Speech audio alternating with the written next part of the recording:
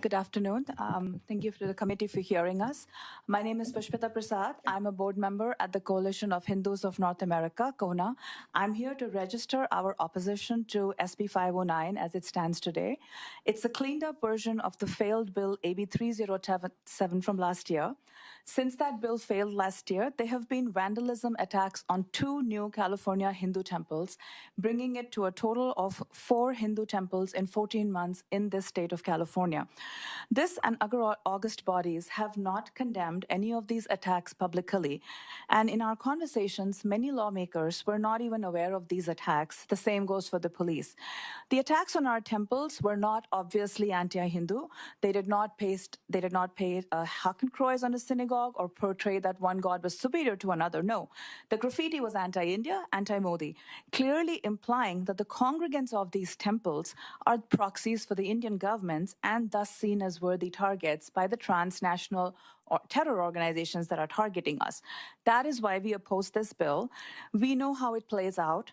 Here, Hindus in California, many of them are legal immigrants, but not yet Americans.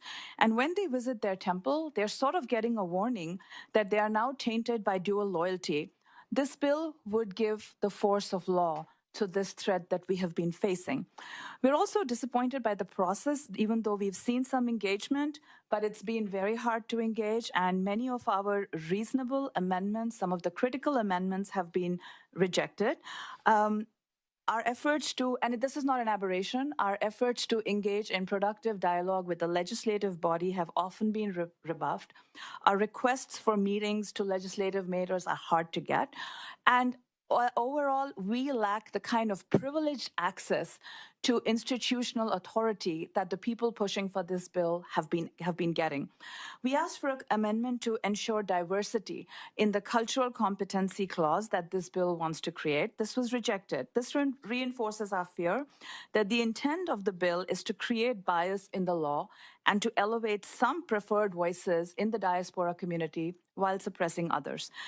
You guys, everybody knows immigrant communities in California are under extreme stress right now. And that's why we need guidelines to ensure that they do not face persecution for simply exercising their First Amendment rights.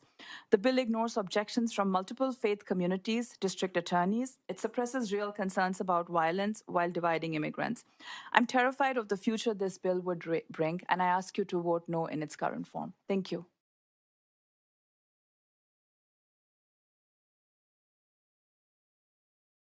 Okay, thank you. I think I'll just add that we want to make sure, we talk a lot about diaspora communities.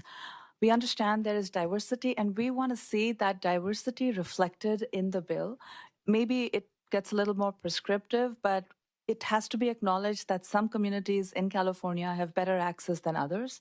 And so typically, if you don't get prescriptive, the ones that are already in will become stronger, and the ones that are out are going to go out further into the cold. And we don't want that to happen. Thank you for that. Do you mind clarifying when you say that, those who have access, those who don't, it will be stronger? And the reason I ask for that is because I know our committee pushed really hard to make sure that this was neutral, not specific to any specific diaspora, make sure that no matter what your religious or ethnic background, that you would be able to benefit from the protections. So I would love if you can offer, just for the benefit of our committee members here who maybe didn't engage in those dialogues with you, do you mind providing a little bit more of context to that? Yeah, I think one of the amendments that we were disappointed that was rejected was when we had specifically said diversity in cultural competency. Why is that important? Because I have faced this personally. I've talked to lawmakers, I've talked to media, I've talked to people trying to explain what happens when our temples get attacked, when a Hindu man walks into Taco Bell and faces a 10-minute verbal assault from another brown person, right? And they struggle because there is no box that they can neatly put anti-Hindu hate into, right? They ask me, is it racism? I'm like, no, because, we're from the same race, right? So if we don't have a box, we struggle to get our stories across. It's telling, as I mentioned, that I would say if one temple vandalization is too much, 4 in 14 months, and the fact that many people here didn't know about it is telling in itself who has access, who doesn't. It's telling that 14 months later, nobody has been prosecuted, no arrests have been made. It's telling that no media has covered this at a holistic level. We get some crime reports when they happen, but nobody's looked at it and said, wow, why is one community's place of worship coming under attack over and over again in the same way, with using anti-India, anti-Modi slogans? And by the way, one of the temples attacked is from a family from Fiji. So you can see why, we have second generation, third generation Hindus here who are worried. It doesn't even matter where they're from.